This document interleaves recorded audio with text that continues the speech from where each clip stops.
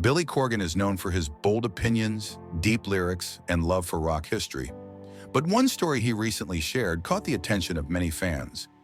A moment involving one of his biggest inspirations, Neil Peart from Rush. Corgan admitted that, even though he deeply admired Peart, he was never allowed to meet him. In a talk at the Grammy Museum, Billy opened up about how much Peart meant to him. He said that Neil wasn't just a great drummer, but a powerful writer too. What really touched Corgan was how Peart wrote about the quiet sadness of suburban life and the feelings of a young person who senses there's something more out there, but doesn't know what.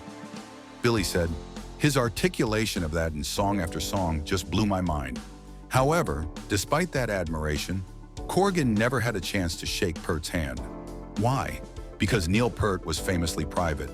Corgan explained that when you went to a Rush concert, you simply weren't allowed to go backstage and meet him. Even other famous musicians had to stay away. Corgan said, "I'm sad I never got to meet him. You weren't allowed to go see him." That strict distance made Peart seem almost mythical, like a legend who stayed behind the curtain. But even with that distance, Peart's influence reached far into Corgan's music. In fact, Billy admitted that one of Smashing Pumpkins' most famous songs, Cherub Rock, was heavily inspired by Rush. He called it a straight rip-off of By-Tor and the Snow Dog. He even laughed while saying it.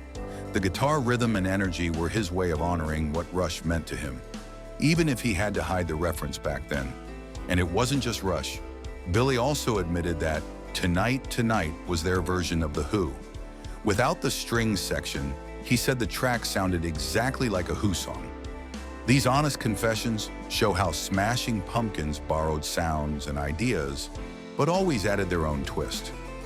Back to Neil Peart, Corgan didn't just admire his lyrics, he also respected the ideas behind them. He talked about how, in the 1970s, Peart was criticized for mentioning Ayn Rand as a philosophical influence. Corgan joked about how critics attacked Peart back then, but probably praise him now. He said, "They probably love him now, the Marxists in the crowd," adding that it was an inside joke. But what's even more interesting is that Neil Peart himself changed over time.